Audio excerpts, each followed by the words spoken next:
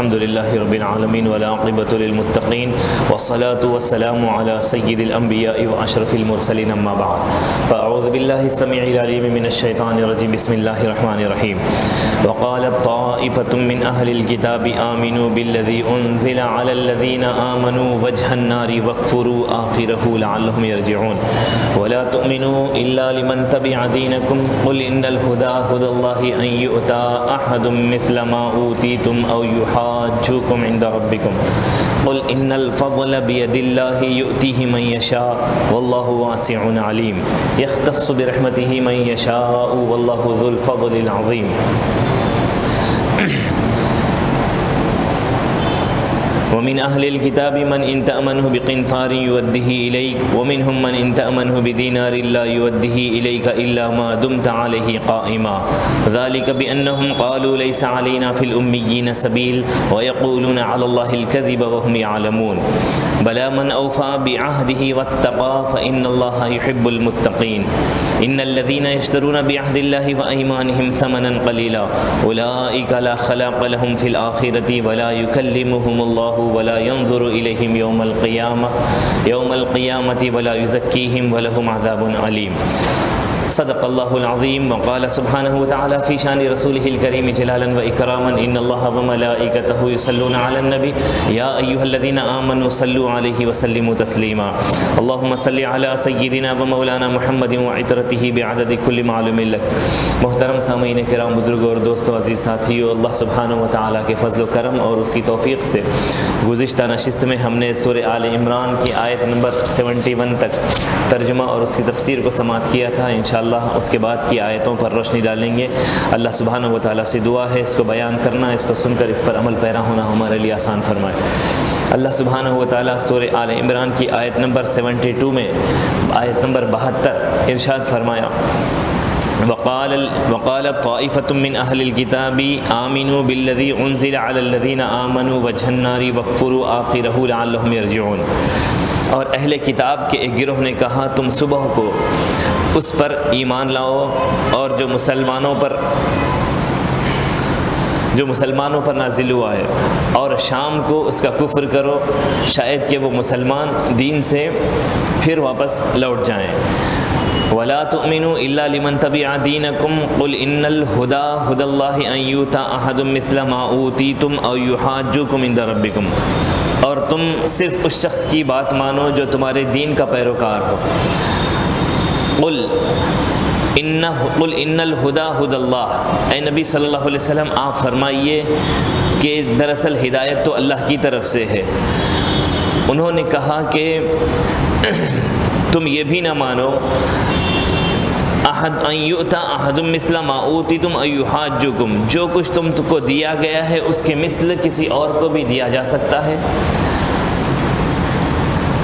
آگے فرمایا قل ان الفضل بید اللہ یؤتیہ من یشاء واللہ واسع علیم۔ اللہ سبحانہ و تعالیٰ فرمایا کہ بے شک اے نبی صلی اللہ علیہ وسلم فرما دیجئے کہ ان الفضل، بے شک فضل اللہ تعالیٰ کے ہاتھ میں ہے، یؤتیہ من یشاء، وہ جسے چاہتا ہے عطا فرماتا ہے، واللہ واسع علیم، اور بہت ہی وسیع علم والا ہے، یختص برحمتہ من یشاء، وہ جسے چاہتا ہے اپنی رحمت کے ساتھ خاص فرما لیتا ہے، واللہ ذو الفضل العظیم، اور اللہ بڑے فضل والا ہے۔ اب یہ آیت نمبر 71 72 73 اور 74 یہ تین آیتوں کا ترجمہ میں نے کیا۔ اس میں اللہ سبحانہ و تعالیٰ نے ارشاد فرمایا یہودیوں کی پالیسی، یہودی لوگ جو ہے وہ مسلمانوں کے خلاف یہ پلان ڈال رہے تھے کہ جو ہے اب اس میں تقریباً 10-12 ان کے علماء، اکابر علماء، انہوں نے مل کر یہ پلان کیا کہ جو ہے ہم صبح اٹھیں گے اور جو ہے مسلمانوں کے ساتھ شامل ہو کر نبی صلی اللہ علیہ وسلم کی نبوت رسالت کا اقرار کریں گے اور ان کو بولیں گے کہ ہم بھی تمہارے ساتھ تمہارے مذہب میں شامل ہو گئے، بے شک محمد صلی اللہ علیہ وسلم حق ہیں، حق سچے نبی ہیں۔ یہ اس بات کا رسول صلی اللہ علیہ وسلم کی رسالت کا اقرار کریں گے۔ پھر اس کے بعد شام جیسے ہی ہو جائے ہم جو ہے ان کے دین سے پھر جائیں گے۔ ایسا کرنے کی وجہ کیا ہوگی؟ اب ان کا یہ پلان تھا کہ ہم یہ کریں گے کہ تو ہم تمہارے مذہب میں داخل تو ہو چکے تھے، پھر جو ہے ہم تمہارے جب دین میں آئے تو تمہارے دین کو ہم نے جو سنا، تمہارے دین کو ہم نے جو سمجھا، پھر جو ہے اس سے ہم مطمئن نہیں ہوئے، پھر جو ہے ہم دین سے واپس پھر جائیں گے۔ ہماری یہ حرکت سے وہ لوگ بھی جو مسلمان ہیں وہ لوگ بھی جو ہے تھوڑا تذبذب میں آ جائیں، کنفیوز ہو جائیں کہ ارے نہیں بھائی وہ لوگ آئے تھے پھر کیوں چلے گئے، اگر ہمارے پاس ایسی کیا غلطی ہے، دین میں کیا کمزوری ہے، اسلام میں کیا کمزوری ہے۔ تو مسلمانوں کو ان کے اسلام کو، ان کے دین کو کمزور کرنے کے لیے، ان کو کنفیوز کرنے کے لیے انہوں نے یہ پلان ڈالا تھا۔ وقالت طائفۃ من اہل الکتاب، کیا کہتے ہیں، اہل کتاب کے ایک جماعت نے، ایک گروپ نے، اس میں علماء کا گروپ تھا، وہ انہوں نے یہ پلان کیا تھا کہ ہم سب مل کر جو ہے صبح میں مسلمان ہونے کا اقرار کریں گے اور شام ہوتے ہی پھر اپنے اسلام سے، دین سے پھر جائیں گے اور اپنے مذہب میں آ جائیں گے۔ تو اللہ سبحانہ و تعالیٰ نے ان کے اس پلان کو ناکام بناتے ہوئے پہلے سے ان کے بارے میں آگاہ کر دیا نبی صلی اللہ علیہ وسلم پر یہ آیت نازل کر کے کہ اہل کتاب کا یہ گروہ نے اس طرح پلان کیا ہے مسلمانوں کو گمراہ کرنے کے لیے۔ اب کیونکہ ان کے اندر بہت ساری وجوہات ہیں، اس میں سے میں بار بار بول چکا ہوں، حضور سے حسد بہت تھا ان کو، ساتھ ساتھ میں جو ہے ان کا یہ بھی ماننا تھا کہ ہم اللہ تعالیٰ کے بیٹے ہیں، ہم اللہ تعالیٰ کے محبوب بندے ہیں، ہم پوری کائنات میں تمام جتنے بھی مذاہب کے ماننے والے ہیں ان سب میں سب سے فوقیت ہم ہی رکھتے ہیں، سب ہمارے یا تو غلام ہیں یا تو ہمارے تابع دار ہیں، اس کے نیچے ہمارے سب نیچے ہمارے آئیں گے، ہمارے سے اوپر کوئی نہیں ہو سکتا۔ یہود اہل کتاب جو ہے یہ سمجھتے تھے، اہل کتاب یہودی بھی ایسے ہی سمجھتے تھے، نصارہ بھی اپنے آپ کو ایسے ہی سمجھتے تھے۔ تو مسلمانوں کو جو ہے ان کا دین مٹانے کے لیے جو ہے ان کا یہ پلان تھا۔ اب ساتھ میں جو ہے وہ یہ بھی ان کا جو ہے الزام تھا کہ مسلمانوں کو تھوڑا کمزور کریں گے، ان کے اندر جو ہے تھوڑا تذبذب پیدا کریں گے، کنفیوژن پیدا کریں گے، تو پھر وہ جو ہے ہمارے مذہب میں آ جائیں گے۔ تو بھی اللہ سبحانہ و تعالیٰ نے ان کی اس پلان سے جو ہے، اور ان کا ساتھ میں یہ بھی خیال تھا کہ یہودیوں سے آپس میں بولتے تھے کہ جو ہے ایسا کیسا ہو سکتا ہے، بنی اسرائیل سے نبوت چلتے آ رہی ہے، پورا خاندان جو ہے نبیوں کا ہے، ہماری جو ہے نبوت اور رسالت جو چلتی آ رہی بنو اسرائیل سے چلتی آ رہی ہے، اب یہ کیسے ہو سکتا ہے کہ جو ہے کوئی اور شخص کسی اور قبیلے سے، کسی اور قریش، کسی اور خاندان سے نبی بن کے کیسے آ سکتا ہے، وہ بھی نبیوں کا امام بن کے آنا۔ تو ان کا یہ اللہ تعالیٰ اس میں اسی چیز کا ذکر ہے، ان یؤتا احد مثل ما اوتیتم ان یحاجوکم عند ربکم، تم کو اس سے اچھی چیز دی جائے، یعنی کہ ان کے پاس نبی ہے، کتاب ہے، اب ان کے علاوہ اگر بولیں تو پھر ہمارے نبی ہیں، قرآن ہے، تو ان کا یہ گمان تھا ہمارے پاس تو نبی ہیں، ہمارے پاس تو کتاب ہے، تو اس سے اچھا بھی نبی اور اس سے اچھی کتاب بھی آ سکتی ہے اللہ تعالیٰ کی طرف سے، جو حجت بنے، یعنی کہ ایک دلیل بنے، ایک ریفرنس بنے اس کی ہدایت کرنے کے، اس کی اتباع کرنے کے لیے۔ ایسا ہو سکتا ہے؟ ایسا کیسا ہو سکتا ہے؟ اب ان کے اندر جو دل میں جو کنس تھی، جو کیا کہتے ہیں حسد جو بھرا ہوا تھا، اس کو بیان کر رہا ہے خدا۔ وہ یہ بول رہے تھے کہ وَلَا تُؤْمِنُوا إِلَّا لِمَنْ تَبِعَ دِينَكُمْ، تم صرف اور صرف جو ہے اسی کی بات مانو، تم صرف اس شخص کی بات مانو جو تمہارے دین پر ہے، یعنی کہ تمہارے علماء کی بات مانو، اپنے مذہب کے لوگوں کو بول لے رہے ہیں وہ لوگ، اس کے علاوہ کسی اور کی بات مت مارو۔ پھر قُلْ إِنَّ الْهُدَى هُدَى اللَّهِ أَن يُؤْتَىٰ أَحَدٌ مِثْلَ مَا أُوتِيتُمْ، نبی صلی اللہ علیہ وسلم سے کہا کہ اے نبی تم اپنے صحابہ سے بول دو اور تمہارے نبی کی پیروکاری کریں جو تم کو فالو کرتے ہیں، اور ان کو یہ بھی بیان کر دو کہ ہدایت جو ہے اللہ کی طرف سے ہے، وہ جو ہے جسے چاہتا ہے عطا فرماتا ہے۔ اور ان کا یہ ماننا تھا کہ جو ہے ایسا کیسا ہو سکتا ہے، ان یؤتا احد مثل ما اوتیتم، اللہ تعالیٰ جو ہے تم کو جو اتنی اچھی کتاب اور نبی سے جو نوازا ہے، کسی اور کو بھی ایسی کتاب مل سکتی ہے، کسی اور کو بھی ایسا نبی مل سکتا ہے، ایسا ہو سکتا ہے۔ حالانکہ بنی اسرائیل میں سے نبوت چلتی آ رہی ہے، بس یہیں پر نبوت کا چیپٹر کلوز ہو گیا۔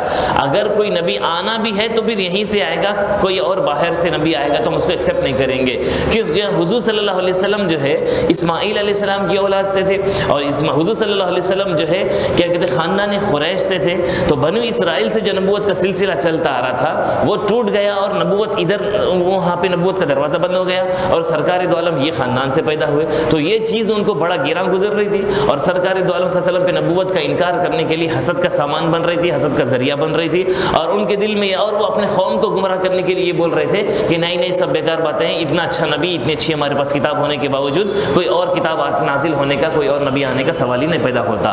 تو اللہ سبحانہ و تعالیٰ نے اب ان کی اس باطل دلیل کو، جو اب ان کے دلوں میں جو ہے لوگوں کو بھٹکانے کے لیے جو دلیل کے طور پہ استعمال کر رہے تھے، اللہ تعالیٰ ان کی اس باطل عقیدے کو رد کرتے ہوئے کہا تم کیا سمجھ رہے ہو، میں محتاج تھوڑی ہوں کہ نبوت چلانے کے لیے مجھے بنی اسرائیل چاہیے، مجھے نبوت چلانے کے لیے کوئی خاندان قبیلہ چاہیے، نبیوں کا خاندانی تفصیل سے چلتا آیا گیا، اس کے علاوہ کسی اور خاندان سے میں نبی نہیں دیکھوں گا. ایسا نہیں ہے. اب ایک جگہ پہ دوسری جگہ فرمایا، آیت کی تفسیر ہوتی ہے. تو جس طرح ہم صراط الذین انعمت علیہم، اللہ تعالیٰ سے دعا کرتے ہیں مولا سیدھے راستے پہ چلا، تو یہ آیت کی تفسیر دوسری آیت کرتی ہے انعم اللہ علیہم من النبیین والصدیقین والشہداء والصالحین. انعام یافتہ بندے کون؟ تو نبی ہیں، صدیقین، شہداء ہیں، صالحین ہیں. تو اسی طرح اللہ تعالیٰ اس آیت کی تفسیر میں ایک اور جگہ فرمایا اللہ اعلم حیث یجعل رسالتہ، اللہ بہترین طریقے سے جانتا ہے اس بات کو کہ نبی اور نبوت اور رسالت کس میں ڈالنا ہے، کس میں داخل کرنا ہے، یعنی کہ کس کو نبوت اور رسالت کے منصب کے لیے چن لینا ہے. یہ بات مجھے پتا ہے، بہت اچھی طرح جانتا ہے. فرمایا اللہ اعلم، علیم کا معنی جاننا، عالم کا معنی بہت اچھی طرح جاننا. اللہ عالم، اللہ بہت اچھی طرح جانتا ہے اس بات کو. حیث یجعل رسالتہ، کہ کس کو رسالت کے منصب پہ فائز کرنا ہے، کس کو نبوت کے منصب پہ فائز کرنا ہے. تو تم یہ مت فیصلہ کرو کہ نبوت جو ہے بنی اسرائیل میں آ گئی، بنی اسرائیل کے علاوہ باہر کوئی نبی کیسے بن کے آ سکتا ہے. تم فیصلہ کرنے والے نہیں. اللہ محتاج نہیں ہے کسی کو نبی بنانے کے لیے. خدا جانتا ہے کہ کس کو نبوت اور رسالت سے سرفراز کرنا ہے. پھر فرمایا قل ان الفضل، اے نبی یہ بات ان کو بتا دیجئے، فضل اللہ کے ہاتھ میں ہے. نبوت فضل ہے خدا کا، رسالت فضل ہے خدا کا، صحابیت فضل ہے خدا کا، سیادت فضل ہے خدا کا، جی ایمان خدا کا فضل ہے. تو یہ جتنے بھی فضل و کرم ہیں اس کے، یہ اللہ کے ہاتھ میں ہیں. اس کے لیے خدا محتاج نہیں ہے کہ یہ پروسیس ہیں اس کے، اس میں آئے گا تو ہی یہ چیز اس کو ملے گی. ایسا نہیں ہے. خدا ان ساری چیزوں سے بے نیاز ہے. اللہ کی شان ہے سمد مانا کسی چیز کی ضرورت ہی نہ پڑے اس کو، بے نیاز، پوری کائنات سے بے نیاز. ایسا نہیں کہ جو ہے وہ اجالے کے لیے سورج کا محتاج، وہ زندہ رہنے کے لیے کھانے پینے کا محتاج، وہ آرام کے لیے وہ اپنی جسم کو کیا کہتے ہیں، پہلے تو جسم سے بے نیاز، ہر شے سے بے نیاز. تو اللہ سبحانہ و تعالیٰ اپنی بے نیازی کا ذکر فرمایا کہ ان الفضل بید اللہ. اے نبی فرما دیجئے کہ یہ تو فضل ہے، یہ فضل اللہ کی طرف سے ہے. وہ جسے چاہتا ہے فرماتا ہے، یؤتیہ من یشاء، اللہ جس کو قابل سمجھتا ہے اسے عطا فرماتا ہے. واللہ واسع علیم، اور اللہ سبحانہ و تعالیٰ بہت وسیع اور بہت علم والا ہے. پھر فرمایا آگے یختص برحمتہ من یشاء واللہ ذو الفضل العظیم، وہ جسے چاہتا ہے اپنی رحمت کے لیے خاص کر لیتا ہے. وہ جس کو چاہتا ہے اپنی رحمت کے لیے خاص کر لیتا ہے. اور یہ اللہ سبحانہ و تعالیٰ کا بہت بڑا فضل ہے. وہ بڑے فضل والا ہے اور جو ہے علم والا ہے، بڑی عظمت والا ہے. اب اس آیت میں دیکھیے اللہ سبحانہ و تعالیٰ نے جو ہے اپنے اقتدار کا ذکر فرمایا، اپنے اختیار کا ذکر فرمایا. یعنی کہ کوئی مجھ سے یہ سوال نہیں کر سکتا کہ میں نے اس کو اتنا دیا ہے، میں نے اس کو اتنا دیا ہے. میں چن لیتا ہوں کہ کس کے لیے کیا بہتر ہے. اب اس کے لیے میں ایک موٹی مثال دینے کے لیے میں بولتا ہوں آپ کو. اللہ سبحانہ و تعالیٰ نے کو جب کائنات بنانا تھا، جب پوری کائنات، خدا کو کائنات کی جب بزم سجانی تھی، زمین بنانا تھا، آسمان بنانا تھا، یہ ساتوں آسمان بنانے تھے، تو اللہ تعالیٰ کو ایک نظام کائنات کی جب تشکیل دینی تھی، ایک صورت کی شکل میں، ایک جسم کی صورت میں بنانا تھا، تو اس میں جو ہے انسان بھی ہونا ضروری تھا، جانور بھی ضروری تھے، جمادات بھی تھے، نباتات بھی تھے، اچھے بھی تھے، برے بھی تھے، اچھا مقام بھی تھا، پانی، صحرا، دریا، جی جمادات، نباتات، ہوائیں، غذائیں، فضا، اچھی جگہ، گندی جگہ، سب ہونا یہ مشیت الہی ہے. مشیت الہی. اب اللہ تعالیٰ کا منشا، اللہ تعالیٰ کی مرضی کہ جہاں پر جو چیز کو قائم کرنا ضروری سمجھے گا خدا، وہاں پر وہ چیز کو قائم کرے گا. جس زمین کو فضیلت دینا، عزت دینا ہوگا، اس کی ویلیو بڑھا دے گا. جس زمین کو کم ویلیو کے ساتھ رکھنا ہے، اس کو ویلیو اس کی کم گھٹا دے گا. اللہ کی مرضی ہے. اسی طرح ہر چیز میں اللہ نے شعبے رکھ دیے. پتھروں میں جائیے اس میں شعبے ہیں، انسانوں میں شعبے، فرشتوں میں شعبے، جنات میں شعبے، درجے کہنا چاہ رہا ہوں میں. ہر چیز میں اللہ تعالیٰ نے فضیلت دی ہے. زمین میں بھی اللہ تعالیٰ نے جو مقام جو ہے سرکار دو عالم صلی اللہ علیہ وسلم آرام آرام فرما رہے ہیں، وہ مقام، وہ زمینی حصے کو جو فضیلت حاصل ہے پوری کائنات میں زمین کے کسی حصے کو حاصل نہیں ہے وہ۔ اس کے بعد آتا ہے حرم کعبہ بھی، حضور کے مدینے کے حضور کے روضے کے بعد ہی آتا ہے، کیونکہ سرکار دو عالم وہاں پہ آرام فرما رہے ہیں۔ تو یہ مٹی اور وہ مٹی ایک جیسا کیسا ہو سکتی ہے؟ وہ تو اللہ کے عرش سے بھی زیادہ افضل ترین ہے۔ تو یہ اللہ تعالیٰ چن لیتا ہے جس چیز کو مقام۔ جس طرح ایک انجینئر صاحب جو ہے گھر بنانا ہے اگر، تو ایک انجینئر نقشہ جب پلان کرنا ہے تو گھر بنانے کے لیے واش روم بھی چاہیے، بیڈ روم بھی چاہیے، ڈرائنگ روم بھی چاہیے، کچن بھی چاہیے، ہال بھی چاہیے، پارکنگ اسپیس بھی چاہیے جی۔ اب اس میں جو ہے یہ نہیں دیکھا جاتا کہ جو ہے یہ نہیں واش روم ٹوائلٹ جو ہے یہ گندی چیزیں میں نہیں بناؤں گا، تو پھر واش روم کہاں پہ جائیں گے؟ طہارت خانے کو جائیں گے کہاں پہ؟ آپ انسان جائے گا کہاں پہ؟ تو جب انجینئر کو جب ایک گھر میں ایک عقلی دلیل دے رہا ہوں سمجھ میں آنے کے لیے، سہولت کے لیے، تو اب کوئی یہ نہ سمجھے اللہ بھی محتاج تھا کہ جو ہے اچھوں کو بھی بنائے گندوں کو بھی بنائے، یہ امتیاز کے لیے، ایک فرق کے لیے، کیونکہ یہ جو ہے زمین ہے، یہ عالم شہادت ہے، اللہ تعالیٰ کو یہ سارے جہاں کو فنا کرنا ہے، اس لیے جو ہے یہ ہمیشہ رہنے والی جگہ نہیں ہے۔ اگر خدا چاہتا تو جنت جیسا ماحول یہاں پہ بھی کر سکتا تھا۔ جنت میں آپ کو طہارت خانہ نہیں ہے، واش روم نہیں ہے، گندی ہوا خارج ہونا نہیں ہے، ساری کوئی گندی بات نہیں ہے وہاں پہ، غیبت نہیں ہے، جھوٹ نہیں ہے، حسد نہیں ہے، دشمنی نہیں ہے، شراب نہیں ہے جی۔ یہ ساری چیزیں خدا چاہتا تو زمین میں بھی کر سکتا تھا وہ ساری چیزیں، تو اللہ تعالیٰ تو وہ خاص بندوں کے لیے اٹھا کر رکھا ہے۔ دیکھیے یہاں پہ بھی کھانا کھا رہے ہیں، جو کھا رہے ہیں وہ فضلہ بن کے نکل رہا ہے، پھر وہ کھانا وہاں پہ بھی کھا رہے ہیں، اس سے اچھی غذائیں وہاں پہ بھی کھا رہے ہیں، تو وہاں پر بھی طہارت خانے کا واش روم کا سسٹم ہونا چاہیے تھا، مگر خدا نے وہاں کیوں نہیں رکھا؟ اچھا وہاں نہیں رکھا تو یہاں پہ بھی نہیں رکھنا چاہیے تھا جی۔ اگر اللہ چاہتا تو یہاں پر بھی نہیں رکھ سکتا تھا۔ تو خدا سے اللہ تعالیٰ فرمائے لا يسأل عما يفعل وهم يسألون، تم خدا سے نہیں پوچھ سکتے کہ تو نے یہاں یہ کیوں کیا، ایسا کیوں کیا، ویسا کیوں کیا، وہ پوچھے گا تم کو کہ تم ایسا کیوں کیے، تم ایسا کیوں کیے۔ تو یہی تو اللہ تعالیٰ فرق بتانا چاہ رہا ہے کہ وہ جو چیزیں ہیں آخرت کی غذائیں وہ پاکیزہ لوگوں کے لیے ہے، وہ پاکیزہ لوگوں کا ماحول ہے، وہاں پر ہر چیز پاک ہوگی، نہ وہاں پہ نفس میں کدورت ہوگی، نہ انانیت ہوگی، نہ جھوٹ ہوگا، نہ دشمنی ہوگی، وہاں پر وہ تو میرا گھر ہے جنت، وہاں پر تو میرا دیدار ہوگا، جنت میں تو ایک صاف ستھرا ایک نورانی ماحول ہوگا۔ تو اللہ تعالیٰ ایک نورانی ماحول میں بلانے کے لیے نورانی مخلوق کے لیے وہ مقام کو رکھا، تو اس کی تیاری کے لیے انسان کو دنیا میں بھیجا اور دنیا میں خدا کو انسان کو بنایا۔ اب چونکہ جو ہے یہ دنیا ہے فنا ہونے والی چیز ہے، تو جو کچھ کھا رہے ہیں پی رہے ہیں اس کو اللہ تعالیٰ نے جو اس کو ہم کو فضلات کی شکل میں اس کے خارج ہونے کا ذریعہ رکھا، پھر اسی طرح یہاں کی چیزوں کو فنا رکھا، ہمیشہ باقی رہنے والی یہاں کی چیزیں نہیں ہیں۔ تو دنیا کا سسٹم، دنیا کا کانسیپٹ الگ ہے، آخرت کا جنت کا سسٹم، جنت کا کانسیپٹ الگ ہے، کیونکہ آخرت کو فنا نہیں ہونا ہے، دنیا کو فنا ہونا ہے، تو اس لیے فنا ہونے اور اس کا نام ہی ادنا رکھا، معمولی چیز، معمولی جگہ۔ تو اللہ تعالیٰ جو ہے جس کو جو مقام جو چیز دینا تھا اس کو اس مقام کے حساب سے ہر چیز کا اللہ تعالیٰ نے سیٹ اپ تیار کیا۔ جس طرح ایک انجینئر صاحب گھر بناتے ہیں تو اس میں ڈرائنگ روم بھی ہوتا ہے، دیوان خانہ، ہال وغیرہ، کچن وغیرہ بھی ہوتا ہے، واش روم، طہارت خانہ بھی ہوتا ہے۔ تو اسی طرح اللہ تعالیٰ کے علم میں، علم ازلی، یعنی اللہ تعالیٰ کے علم میں یہ بات تھی کہ انسان کو بنانا ہے، کائنات کو بنانا ہے، تو اللہ تعالیٰ کے علم میں یہ بات بھی شامل تھی کہ اسی انسان کے لیے ہم دنیا میں اچھوں کو بھی بنائیں گے، بروں کو بھی بنائیں گے، دن بھی ہوگا، رات بھی ہوگی، اچھے بھی ہوں گے، برے بھی ہوں گے، اچھی جگہیں بھی ہوں گی، بری جگہیں بھی ہوں گی، پھر ان کی تبلیغ ہدایت کے لیے نبوت ہوگی، رسالت ہوگی، ان کے متبعین میں، پیروکار میں ماننے والے بھی ہوں گے، نہیں ماننے والے بھی ہوں گے، ان کا انکار کرنے والے بھی ہوں گے، چاہنے والے بھی ہوں گے، اولیاء بھی ہوں گے، عوام بھی ہوں گے۔ یہ سب ڈفرینشیٹ رکھے اللہ تعالیٰ نے، فرق رکھا۔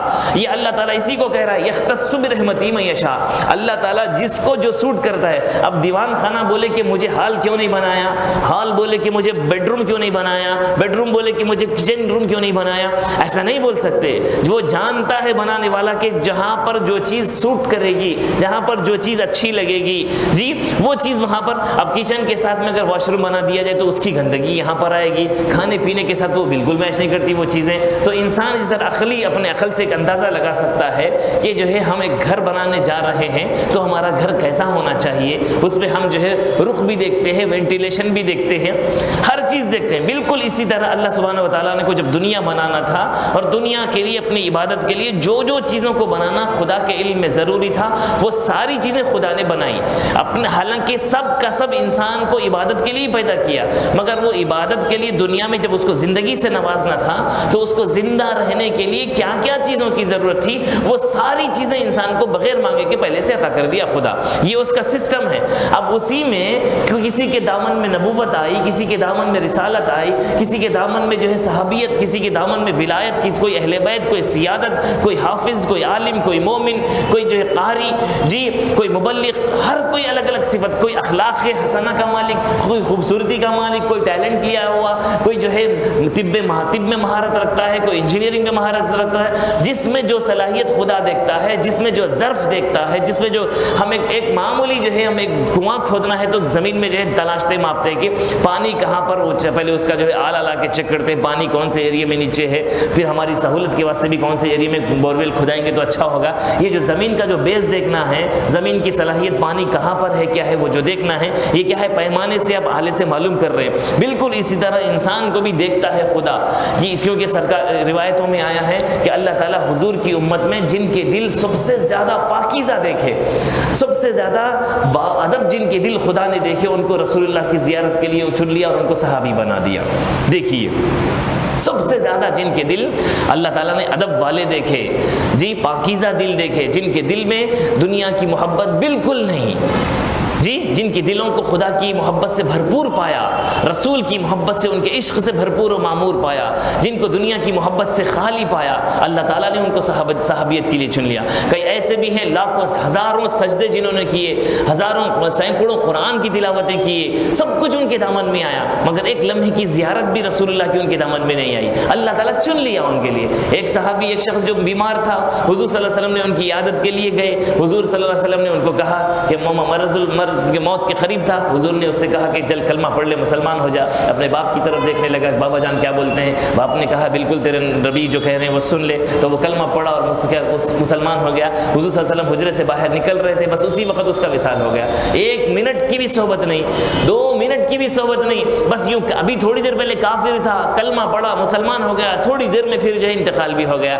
اب وہ بندہ جو ایک لمحہ حضور کی صحبت میں بیٹھا، جس نے ایک لمحہ حضور کی زیارت کی، غوث اعظم بھی ان کے مقام کو نہیں پہنچ سکتے۔ جی عبد القادر جیلانی، جنید بغدادی، معروف کرقی، سر سقطی، معین الدین چشتی اجمیری، داتا گنج بخش لاہوری، پوری دنیا کے اولیاء، عوام سے لے کے خواص تک، تابعین، تبع تابعین، قیامت تک کے آنے والے علماء، مبلغین، مفسرین، صوفیاء، سارے اولیاء کی عبادت ایک دامن میں، ایک پلڑے میں رکھ دیجئے۔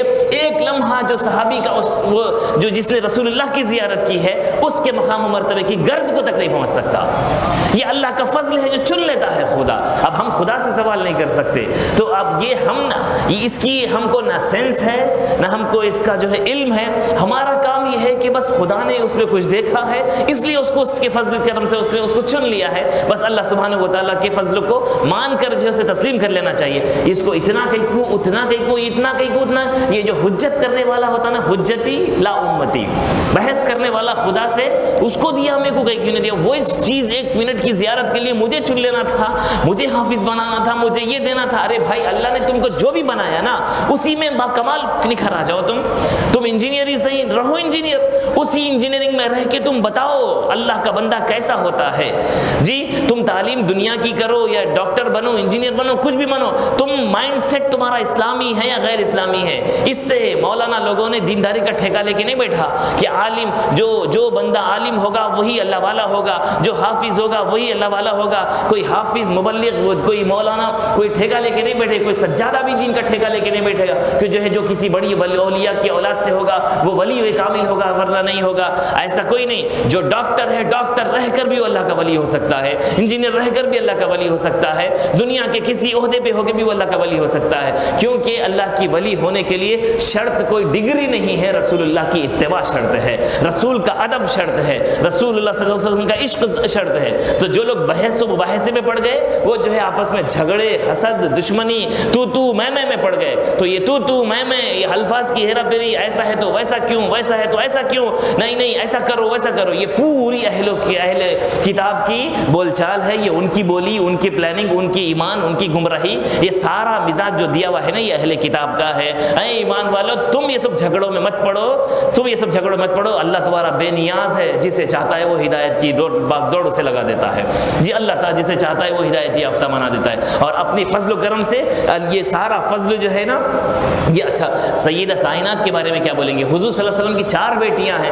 4 بیٹیوں میں جو مقام مرتبہ بی بی فاطمہ کو حاصل ہے، باقی 3 کو وہ حاصل نہیں ہے. بھی دیگر صحابیات کو کیا بولیں گے؟ بی بی عائشہ صدیقہ رضی اللہ تعالیٰ عنہ سے اتنی محبت سرکار دو عالم کو، پورے 11 ازواج میں اتنی محبت کسی سے نہیں ہے سرکار دو عالم کو. مگر آپ خود فرماتی ہیں کہ پورے ضرور زمین پر فاطمہ الزہرا سے جتنا رسول اللہ کو محبت ہے کسی خاتون سے اتنی محبت نہیں ہے.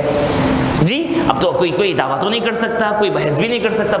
دیگر 3 بیٹیوں نے کبھی حضور سے بحث کا سوال نہیں کیا، بحث نہیں کی کہ یا رسول اللہ ہم بھی تو آپ کی بیٹیاں ہیں، ہمارے ساتھ یہ محبت کا معاملہ کیوں نہیں؟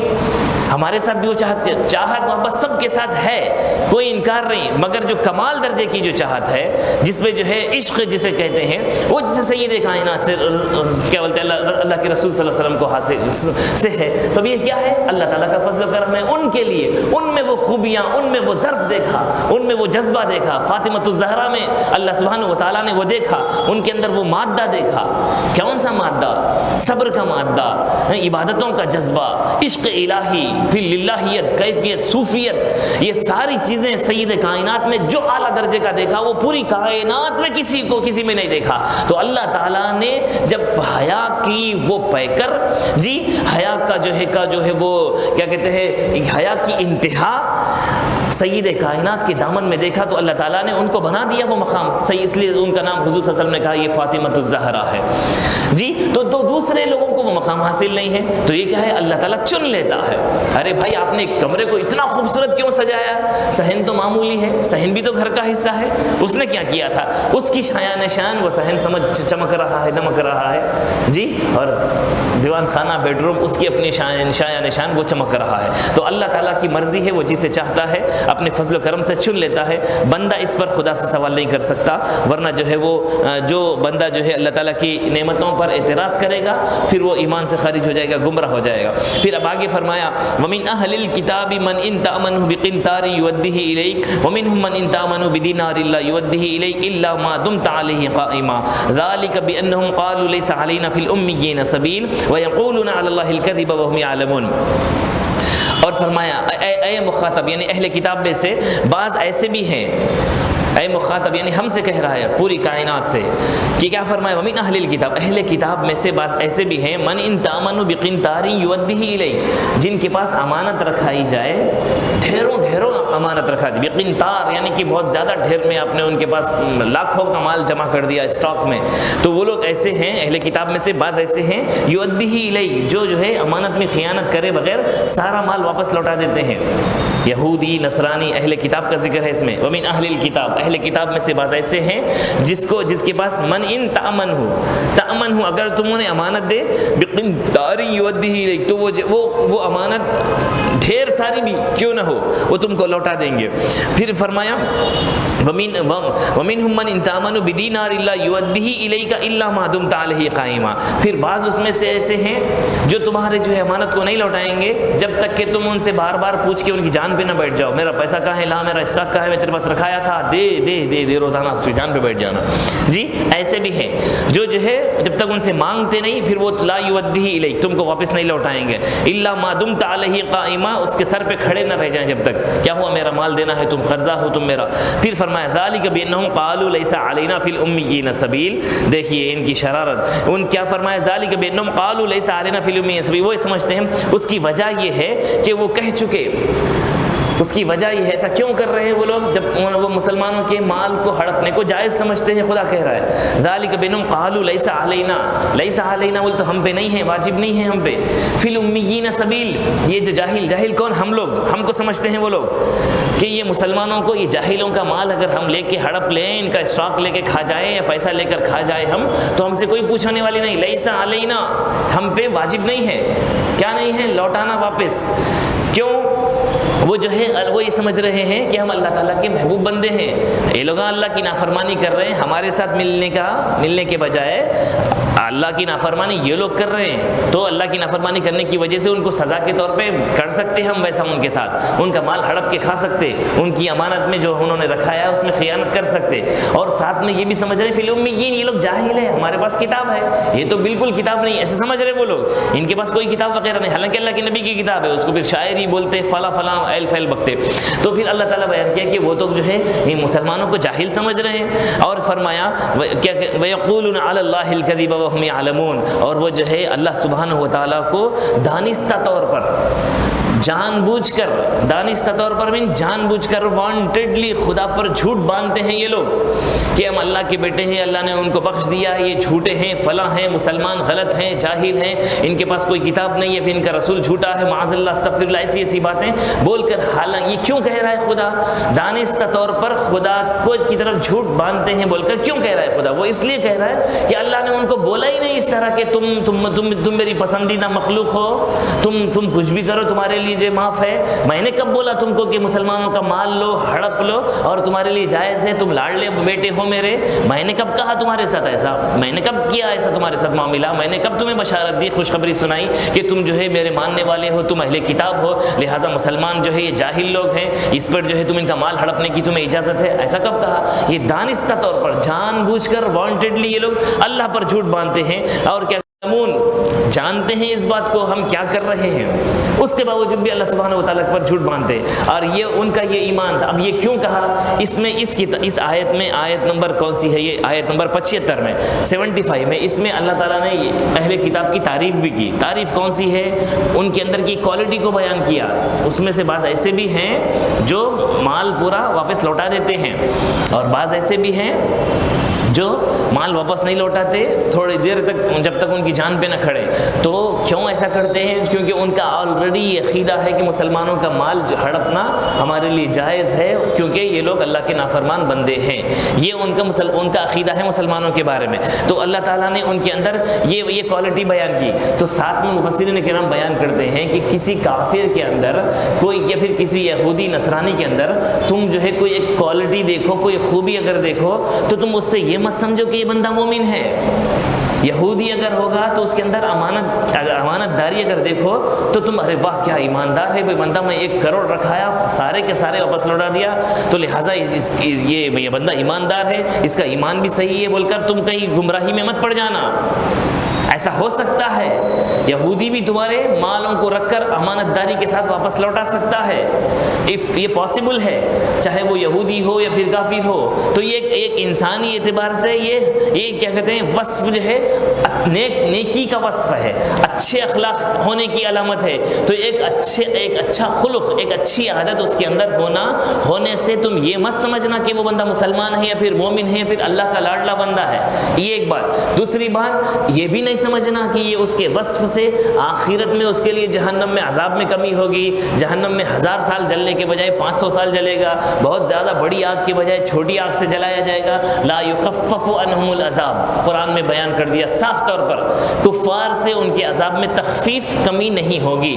ولا ہم ینصرون، ایک شخص کے بارے میں بولا گیا، صحابی رسول نے ایک کا نام لے کر، اہل کتاب میں سے کسی کا نام لے کر کہا، یا رسول اللہ وہ ایک بندہ ایسا ہے جس کے پاس ہم مال رکھاتے ہیں، فلاں فلاں واپس لوٹا دیتا ہے، اس نے اتنی مدد کی ہوئی ہے، اتنا لوگوں پہ کھلایا ہوا ہے، مدد کیا ہوا ہے، چیریٹی کا کام کیا ہوا ہے، تو کیا اس کی آخرت میں عذاب میں کمی ہوگی؟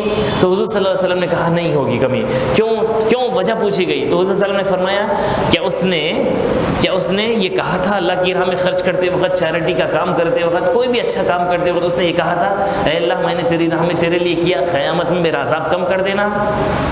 ایسا کیا تھا۔ قیامت پہ کون ایمان رکھتا ہے؟ مومن ایمان رکھتا ہے، تو مومن ہی بولے گا مولا میں نے یہ جو خرچ کیا ہے تیری رضا کے لیے کیا ہے، اس کے بدلے میرا عذاب کم کر دینا، میری مغفرت کر دینا، میرے گناہوں کی یہ سب تیری رضا کے لیے ہے۔ تیری رضا کیوں؟ تیری رضا کے ذریعے جنت حاصل کرے، جہنم سے چھٹکارا ہو جائے۔ تو ساتھ میں جو ایمان والوں کا ہر نیکی کے پیچھے کیا کانسیپٹ ہوتا ہے، چاہے وہ زبان سے ادا کرے یا نہ کرے، ہم 10 روپے خرچ کریں یا 100 روپے یا 1000 روپے، کروڑ روپے، کوئی بھی نیکی کا ہم کام کریں، ہمارا منشا مقصد نیت کیا ہوتی ہے؟ اللہ کی رضا کے لیے کر رہے ہیں، بدلے میں خدا جنت دے دے، ہمارے گناہوں کی بخشش ہو جائے۔ تو یہ بیس کیونکہ ہم کو معلوم ہے ہمارا ایمان ہے، قیامت میں اٹھائے جانے والے ہیں، تو اللہ کے رسول اس سے پوچھ رہے، اس کے بارے میں پوچھ رہے ہیں، اس نے خرچ تو کیا، کیا اس کا یہ ایمان تھا؟ یہ بولتا تھا کہ مولا میرے گناہ بخش دے، یا پھر اس کا ایمان اور عقیدہ تھا؟ نہیں تھا۔ تو پھر یہ تو مومن کا عقیدہ ہوتا ہے، تو پھر مومن کا عقیدہ ہے تو پھر مومن کو ہی اس کے خرچ پہ جزا ملے گی۔ اب دنیا میں اس کی جزا اس کو مال سے، اس کے مال میں اور زیادتی کر دے گا خدا، اس پہ کوئی دنیا اس کی زندگی تھوڑی بہت بڑھا دے گا خدا، یہ ہو سکتا ہے جی۔ 10 سال اور جینے والا تھا اور 5 سال بڑھا دیے گئے اس کے، 10 بیماریاں آنے والے تھے، 4-5 بیماریاں کم ہو گئے اس کے جی۔ دنیاوی اس پر نعمتیں، اس پر گناہوں کی اس کے نیکیوں کی جزا اس کو دنیا میں مل سکتی ہے، مگر آخرت کی اگر بات کریں تو خدا بیان کر رہا ہے لا یخفف عنہم العذاب۔ تو اس میں آیت نمبر جو میں نے 75 پڑھی ہے، اس میں اللہ تعالیٰ اہل کتاب کے ایک وصف کو بیان کیا۔ اہل کتاب کے گروہ میں، ان کی جماعت میں، ان کے ماننے والوں میں 2 طرح کے لوگ ہیں، ماننے والے بھی، امانت لوٹانے والے بھی ہیں، ہڑپنے والے بھی ہیں۔ امانت لوٹانے والوں کی دیانت داری کو دیکھ کر تم کہیں جو ہے دھوکے میں آ جائیں گے، ایسا مت سمجھنا جی۔ اور جو بے ایمانی کرتے ہیں، خیانت کرتے ہیں، تو تعجب بھی مت کرنا، کیونکہ انہوں نے تمہارے مال کو حلال سمجھا ہوا ہے، آلریڈی تمہارے مال کو حلال سمجھتے ہیں وہ لوگ، یہ تو ہم کو کھانا ہے، لوٹ لینا ہے، کیونکہ ہم صحیح جا رہے، تم نافرم، تم غلطی کر رہے، تمہاری سزا۔ ہیلمٹ نہیں پہن کے گئے تو بالکل 100 روپے لے رہے تو پولیس والے کو بولتے کہ حرام کا کھا رہا ہے تو، بلکہ سزا ہے تیری، تو نے نافرمانی کی گورنمنٹ کی، ویسا سمجھ رہے ہیں ہم کو۔ یہ وہی بیان کر رہے خدا، اپنے پہ حلال کیا ہوا ہے، خدا بیان کر رہے ہیں میں نے ایسا کب کہا تم کو امانت میں خیانت نہیں کرنا چاہیے، تو وہ مسلمان ہو یا پھر کافر ہو، کافر کا مال مسلمان نے لیا ہو یا پھر مسلمان کا مال کافر نے لیا ہو، کسی کو اجازت ہی نہیں ہے کہ وہ کسی کے مال میں خیانت کرے، ہرگز اس کو اجازت نہیں۔ پھر فرمایا بلا من اوفا، یہ ان کے اندر کی جو بے ایمانی ہے، عہد شکنی کرنا، وعدے توڑنا، امانت میں خیانت کرنا، ان کی برائیوں کو سنا کر اللہ تعالیٰ پھر جو ہے ایمان والوں کے وصف کو بیان کیا۔ مومن کیسا ہوتا ہے دیکھو، بلا من اوفا بعہدہ واتقا، مومن تو کیسا ہوتا ہے جب جو ہے کوئی وعدہ کرتا ہے، جس سے جب کسی سے وعدہ کرتا ہے، پھر کوئی اس کے ساتھ امانت رکھائی جاتی ہے تو پھر کیا کرتا ہے، وہ اپنے وعدے کو پورا کرتا ہے، اپنے وعدے کو پورا کرتا ہے، اس کے ساتھ جو امانت رکھائی گئی اس کی امانت میں وہ خیانت نہیں کرتا، اس کا مال پورے کا پورا واپس لوٹا دیتا ہے، اس کے مال کو دیکھ کر نیت خراب نہیں کرتا جی۔ جیسا ہی ہمارے پاس کوئی امانت رکھاتا ہے، کسی کے 1 لاکھ روپے آ گئے، پہلے پلان آتا کچھ تو بھی ایک جو ہے ذہن خراب کہ ابھی اس کو جو ہے ٹھیک ہے اجازت لے کے، یعنی تو میرے پاس نگرانی بولا نا، میں نگرانی کے پیسے لے رہا ہوں، بھائی غلط کیا کر رہا ہوں، سروس چارجز لے رہا ہوں، کچھ بھی شیطان آ جاتا اس میں۔ ایک مومن بھائی کی فری میں مدد کرنا تو پسند ہی نہیں کرتے ہم لوگ جو ہے کسی غیر کے پاس آگے جا کے جھکنے کی ضرورت ہی نہیں ہے۔ اگر مومن ایک دوسرے کا سچا مددگار اگر ہو گیا کاروبار میں، بزنس میں یا پھر دنیاوی معاملات میں، تو کسی کافر کے آگے جھکنے کی ضرورت ہی نہیں ہے۔ ہمارے تنزل کی، ہمارے نیچے رہ جانے کی، فائنینشلی، اکنومیکلی ہم لوگ جو نیچے پستیوں کی طرف جو جا رہے ہیں، اس کی وجہ مسلمان کا سب سے بڑا دشمن مسلمان ہی ہے۔ مسلمان کے پاس جب کوئی کاروباری ترقی اس کی ہونے جا رہی ہے تو پھر مسلمان ہی ہوتا ہے جو اس کو ٹانگ پکڑ کے اس کی کھینچتا ہے، اس کو آگے بڑھنے نہیں دیتا، اس کے کاروبار میں ترقی کا۔ کافر کے پاس جائے گا، اس سے سودا کرے گا، مسلمان کا فائدہ نہیں گوارا کرے گا۔ ایسی بہت ہزاروں مثالیں میں آپ کو دے سکتا ہوں، وقت خراب کرنا نہیں ہے میرے کو، میں اشارہ سمجھ گیا میں کیا بولنا چاہتا ہوں، مگر آپ کی طرف سے کسی مومن کا فائدہ ہوتا ہے تو کر دو، کیا برا گیا۔ آپ کے حصے میں جو اللہ تعالیٰ دولت رکھا ہے، جو نعمتیں رکھا ہے، وہ کوئی چھین نہیں سکتا، آپ کے حصے کی ملے گی۔ اور جو سامنے والے کو جتنا مال اللہ تعالیٰ نے جو رکھا ہے، آپ اگر اس کی ٹانگ پکڑ کر کھینچیں گے بھی، آپ کی وجہ سے اگر اس کا آپ نقصان کریں گے بھی، اگر خدا اس کے حق میں لکھا ہے تو تمہارے سے نہیں تو کسی اور ذریعے سے اس کو دلا کر رہے گا خدا۔ تو جو اس کے حصے میں ہے آنا تو وہ آ کر رہے گا، اور آپ کے حصے میں جو آنا ہے وہ آ کر رہے گا۔ جو حصے میں آپ کے نہیں ہے، آپ لاکھ کوشش کر لیں، تڑپ جائیں، لٹک جائیں، حرام طریقے سے بھی کوشش کر لیں، آپ کے حصے میں کوئی چیز نہیں ہے تو آپ کو ملے گی نہیں، ہرگز نہیں ملے گی۔ تو یہ اللہ تعالیٰ کا فیصلہ ہے، اللہ تعالیٰ جسے چاہتا ہے عطا فرما لیتا ہے۔ تو بھی مومن کی شان اور اس کی خوبی کو بیان کیا کہ مومن دیکھو کیوں نہیں کہ جس نے کتنا پیارا ہوتا ہے کہ جو ہے جب اس کے پاس کوئی جب وہ کسی سے وعدہ کرتا ہے تو اسے پورا کرتا ہے. فإن اللہ يحب المتقین. دیکھیے اللہ تعالیٰ فرما رہا ہے کہ مومنین سے اللہ تعالیٰ متقین سے محبت فرماتا ہے. ایک تو تم ہو یا اہل کتاب جو اپنے وعدے کو پورا نہیں کرتے اور عہد شکنی کرتے ہو اور مالوں کو ہڑپتے ہو، مگر فرمایا کہ جو ہے مومن جو ہوتا ہے فإن اللہ يحب المتقین، وہ اللہ سے ڈرنے والا ہوتا ہے. اس کے پاس کافر کا مال رکھو. رسول اللہ صلی اللہ علیہ وسلم کے پاس مکہ مکرمہ سے جب مدینہ منورہ کو حضور جب شفٹ ہو کے جا رہے تھے، لوگوں کا ہزاروں لاکھوں کا سونا حضور کے پاس رکھا ہوا ہے، تجارتی سامان حضور کے پاس رکھا ہوا ہے. جی سرکار دو عالم پھر دیکھو تو جانی دشمن ہے وہ حضور کے. سرکار دو عالم صلی اللہ علیہ وسلم اگر چاہتے تو جو ہے وہ سارے مال کے ساتھ چلے جا سکتے تھے، مگر سرکار دو عالم صلی اللہ علیہ وسلم جو ہے اس کی وہ مالوں کو لوٹانے کی خاطر علی مرتضیٰ کو روک کر کہہ رہے ہیں اے علی ان کی امانتیں میرے پاس ہیں، ان کی امانتوں کو لوٹا دینا جب تک نہیں آنا واپس، جب تک لوٹاتے نہیں واپس ان کی امانتیں واپس پلٹ کر نہیں آنا، ان کی امانتیں واپس لوٹاؤ. ان ساروں کی نام لے لے کر سرکار دو عالم نے ان کی جو ہے امانتیں لوٹانے کا حکم دیا. کیوں؟ یہ امانت میں خیانت اسلام اس کی تعلیم نہیں دیتا. اور یہ بھی بتایا سرکار دو عالم نے کہ دیکھو کافروں کا مال ہمارے پاس ہے تو ہم کافروں کے ساتھ بھی کیا کہتے ہیں ان کی امانتوں میں خیانت نہیں کرتے، کافروں کے ساتھ بھی عہد شکنی نہیں کرتے. اس سے اندازہ لگا لو تمہارے مذہب میں تمہارے پاس کیا تھا، تم مسلمانوں کا مال ہڑپنے کو جائز سمجھتے تھے نا، اور اللہ پہ جھوٹ باندھتے تھے ہم اللہ کے لاڈلے بندے. دیکھو ہمارا مذہب کیسا ہے، تو ہماری جان کے دشمن بنے ہو پھر بھی ہم تمہارا مال لوٹا رہے ہیں. اللہ تعالیٰ فإن اللہ يحب المتقین، اللہ تعالیٰ ڈرنے والوں سے محبت فرماتا ہے. اللہ سے ڈرنے والے، اس سے اللہ سے ڈرنے والے کہا ان کو، کس کو؟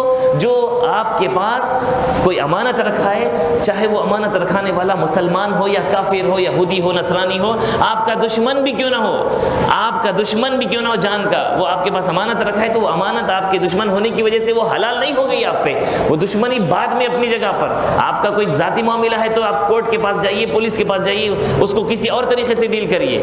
دشمن ہونے کی وجہ سے آپ اس کے مال پہ قابض نہیں ہو سکتے، اس کا مال نہیں ہڑپ سکتے. یہ رسول اللہ صلی اللہ علیہ وسلم نے مکہ سے ہجرت کرتے وقت جو ہے حضرت علی مرتضیٰ کے ذریعے پوری امت کو پیغام دے دیا. یہی تو فرق ہے یہودیوں اور نصرانیوں میں اور ہم میں مسلمانوں میں، کہ ہمارا پیغام یہ ہے کہ ہم دشمنوں کو تک ان کی امانت میں خیانت نہیں کرتے، ان کا مال ان تک پہنچا دیتے ہیں. اپنی جان جا رہی ہے تو جان جائے پروانے، ان کی امانت میں خیانت نہیں ہونی چاہیے. یہ پیغام، یہی تو اسلام کا پیغام ہے. اور اللہ فرماتا ہے ایسے اللہ سے ڈرنے والوں سے اللہ محبت فرماتا ہے. پھر فرمایا کیا وقت ہو رہا ہے؟ وقت ہو گیا. آگے ہم انشاءاللہ اگلی نشست میں کنٹینیو کریں گے. اللہ سبحانہ و تعالیٰ سے دعا ہے کہنے سننے کے ساتھ ساتھ ہم کو عمل کی توفیق عطا فرمائے. یا الہ العالمین اگر بیان میں کوئی لغزش ہوئے خطائیں ہوئی حضور پاک علیہ السلام کے صدقے میں معاف فرما. وصلی اللہ تعالی وسلم علی خیر خلق محمد وعلی آلہ وصحبہ اجمعین.